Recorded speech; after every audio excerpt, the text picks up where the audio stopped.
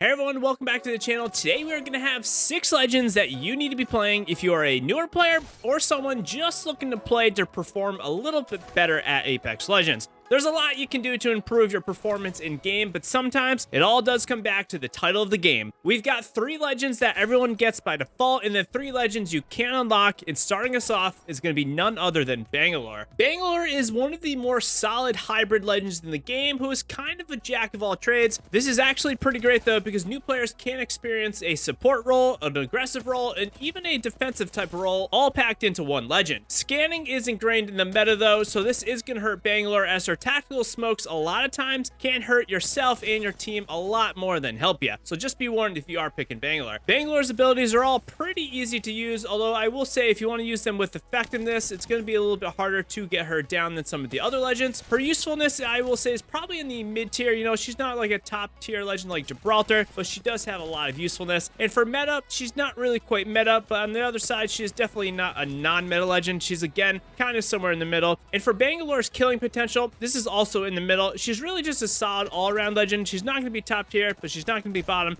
If you are looking to improve at the game, I think her hybrid play style will help you out. After this, we are going to have Bloodhound. Bloodhound, on the other side of things, is absolutely a top tier legend. Bloodhound is an incredible legend for those looking to support the team with very little effort. All you got to do is hit your tactical ability, and you are right there supporting the team with just one press of one button. Bloodhound's killing potential is absolutely top tier as well, because their ultimate ability can just absolutely pop off. And Bloodhound is a solid recon legend in the game who is always going to be useful. So if you do want to always be useful, Bloodhound will be the legend for you. I will say, if you're a newer player or if you're looking to improve, try not to become over-reliant on scanning for everything. You do not want to have all your game sense go out the window just because you are playing a singular legend. Bloodhound's definitely going to be a more intermediate legend when it does come to the ease of use, and the usefulness is going to be absolutely top tier. The meta is absolutely top tier, and Bloodhound's killing potential is going to be top tier. From this, we have one of the first legends that I used when I started playing Apex back at day 0, and this is going to be Lifeline. There's really no teaching needed to learn her kit. She can heal the squad, revive the squad, and that's pretty much it. She is definitely not as good as she was back in the day, but still, she does have a lot of usefulness for the squad. She's also just okay at fights. You can combo her healing drone and shield selling to get a nice little combo where you are healing yourself up a little bit faster than other players, and they won't really expect this. The revive, like I said, isn't as good as it once was, but it's still going to be decent. It does take a little bit more game sense to know when to not heal someone and when to not revive someone, because if you are reviving someone when they are in the open, it's definitely not going to go too well. Lifeline's really just a reactionary legend. She's not going to be the top tier playmaker out there, and she's just very easy to use. Her usefulness, I will say, is kind of mid. Her meta is kind of mid to low. You don't really see Lifeline in top tier ranked, and Lifeline's killing potential, I think, is also just going to be kind of in the mid, maybe on the lower side. Lifeline's really just an easy legend to use, and if you are playing solo with randoms, I find Lifeline to be very good because you can support the squad with really no effort needed.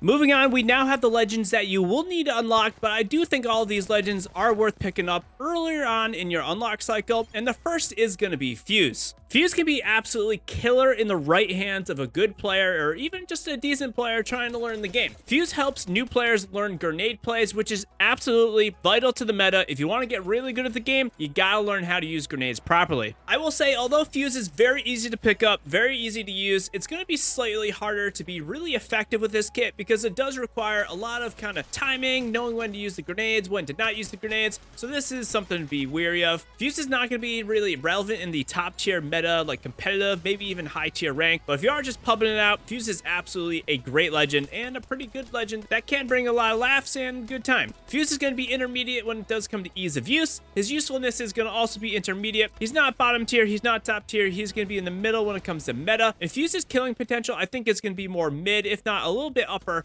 when it does come to other legends. Moving on, we have my personal favorite legend to recommend for new players to unlock, and this is actually going to be Loba. Loba is just so good at just getting more fights. Loba just speeds up one of the more boring parts of Apex Legends or any battle royale, and this is looting. Because of Loba's black market and her passive, you can just loot up faster, which means you're getting better guns, you're getting more ammo, you're getting more heals, you're getting grenades, and you can do all this faster than any other legend in the game, which means you are getting more fights and you are improving at the game. Loba's passive of seeing loot through walls is actually very good for early game because it also means you can target loot that is going to be good for you and your squad, and this means you're going to have a better success at living during the early game, which means you aren't going back to the lobby quite as much. And Loba also even has some creative movement in there with the tactical bracelet, which is actually pretty nice, and it's not really so conventional, so you will have to be a little bit more creative when you are using her tactical bracelet. I do think Loba is more of the intermediate legend when it does come to ease of use. She is very useful for the entire team. You could be a very bad player, but if you are putting that black market down, you are being useful for the squad. Loba is not going to be top tier meta. She's not going to be bottom as well. She is somewhere in the middle.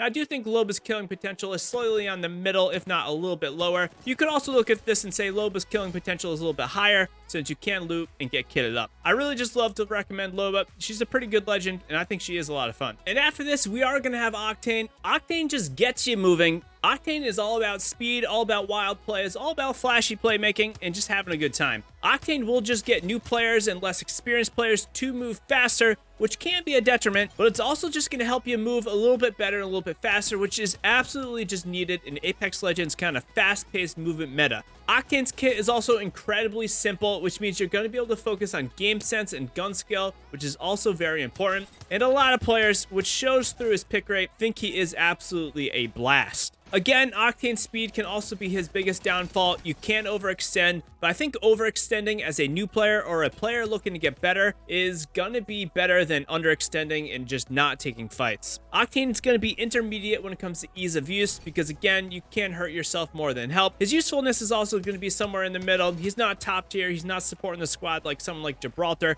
but he can make aggressive plays, and his pad is quite useful for the whole squad. I do think Octane is going to be top tier when it comes to meta, and Octane's killing potential is also absolutely going to be top tier. If you are still struggling with what legend you might want to play, check my Pick Your Main Legend video, which is on screen for you. Now, I highly recommend you join our Discord, be part of the community, and forego playing with randoms, as we do have a lot of people in there that are always looking to party up. Be sure to hit that like button and subscribe for all the content that is on the way. And until next time, legends, happy gaming.